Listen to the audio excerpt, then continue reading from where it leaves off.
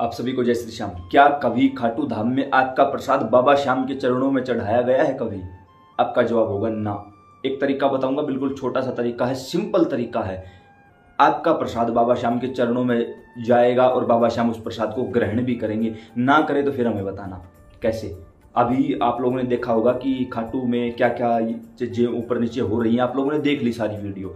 उसके ऊपर एक वीडियो बनाई गई थी, आप लोगों ने हजारों की संख्या में उसको प्यार दिया, तहे दिल से धन्यवाद। उम्मीद है इस वीडियो को भी इतना ही प्यार मिलेगा। जब वो वीडियो बनाई गई तो उसके अंदर हमने आप लोगों से एक सवाल पूछा था कि क्या कभी आपका प्रसाद बाबा श्याम के चरणों में चढ़ाया गया? कमेंट में आया ना। क्या आपने जो कभी इत्र बाबा को समर्पित किया वो आगे गया? ना। दूर से शीशियां फेंकी जा रही हैं, कभी गिलास तोड़ दिया, कभी किसी के पाँव में चुभ गए। तीसरा, आपके गुलाब कभी बाबा के पास गए? ना। क्या किया हमने? उनको फेंक दिया, किसी के पाँव में रोंदे जा रहे हैं। याद रखना भाई, पुष्पों पर चलने का अधिकार केवल और केवल लक्ष्मीपति श्री नारायण भगवान का है, दूसरा किसी का नहीं होता। तो ऐसे में हमने जो पुष्प रास्ते में फेंक दिए, उनके ऊपर से लोग आ जा रहे हैं, आप अपराध लगेगा आपको। मंदिर कमेटी, मंदिर परिसर, वो चीजें इनके लिए दोषी नहीं होंगी क्योंकि उन्होंने ये अपराध नहीं किया, आपने किया है। आपको पता हो चाहे ना पता हो, उनके ऊपर जो पांव रखे गए हैं उससे आपको देव दोष लगा, यानी देवताओं का दोष, और वो भी मंदिर में जाके अपराध किया तो वो देव दोष। देखो, जैसे घर पे बैठ के माला जाप करते हैं उसका 10% फल मिलता है, वही किसी पवित्र तीर्थ पर बैठकर करते हैं तो उसका 100 गुना फल मिलता है। उसी प्रकार एक साधारण जगह पे पाप किया जाता है तो कम अपराध, और जब एक दिव्य स्थान पर किसी देवालय शिवालय में अपराध किया जाता है तो वो कई गुना बढ़ जाता है।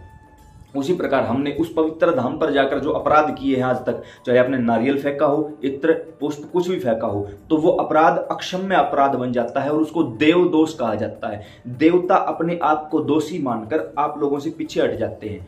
फिर आप यहाँ कहाँ चौकी दरबारों में जाओगे तो लोग बोलेंगे कि आपके यहाँ तो तंत्र करवा रखा है, बंधन करवा दिया है, काम का बंधन, व्यापार का। नहीं, किसी ने नहीं करवाया, खुद आपने किया है, आपके गंदे कर्म थे। तो ऐसा रिजल्ट आया कि मेरे पास व्हाट्सएप पर काफी लोगों ने वीडियो भेज रखी, ये देखो भाई हम खाटू आए थे, हमने किसी दुकान से प्रसाद नहीं लिया। काफी वीडियो आई, ये देखो भाई सारी दुकानें खाली पड़ी है, किसी दुकान पर कोई नहीं जा रहा।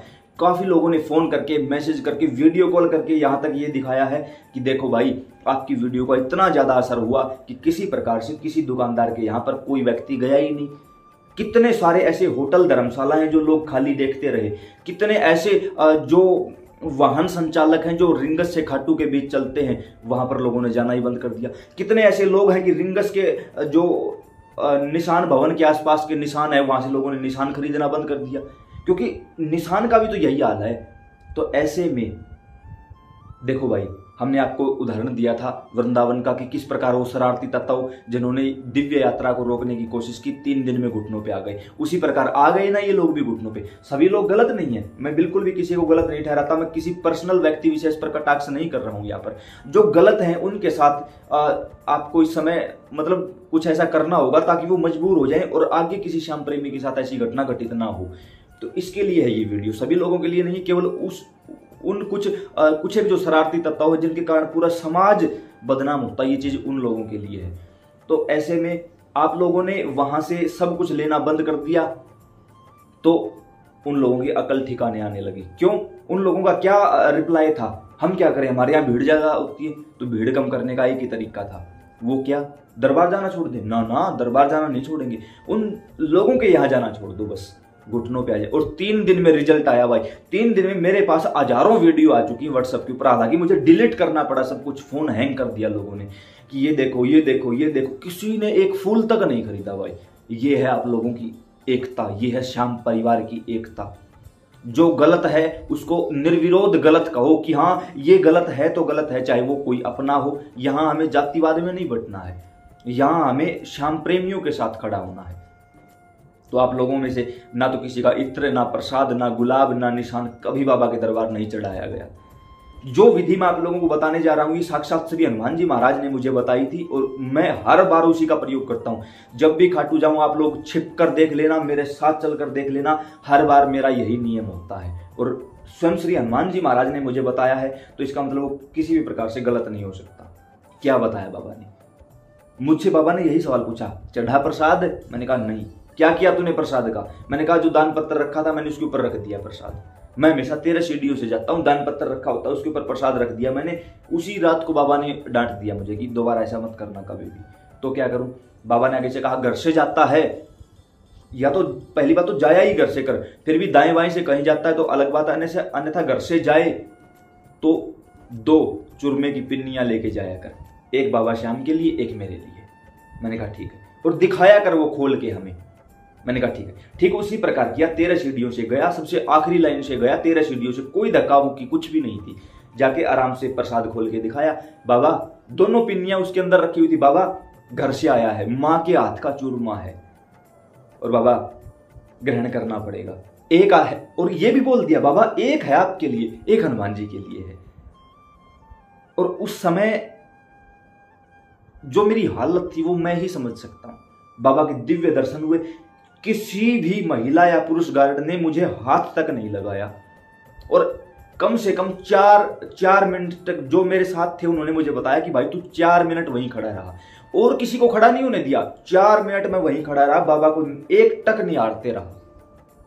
फिर जब बाबा हनुमान के दर्शन हुए, बाबा ये भोग बाबा श्याम ने लगा लिया, ये आपके लिए है, भोग ग्रहण करिए। एक मतलब अद्भुत आनंद, क्योंकि पहले ही बाबा के इंडिकेशंस मिल चुके थे मुझे, तो एक अद्भुत आनंद। वहां जाते ही शक्ति ने शक्ति से एक कनेक्शन बना लिया।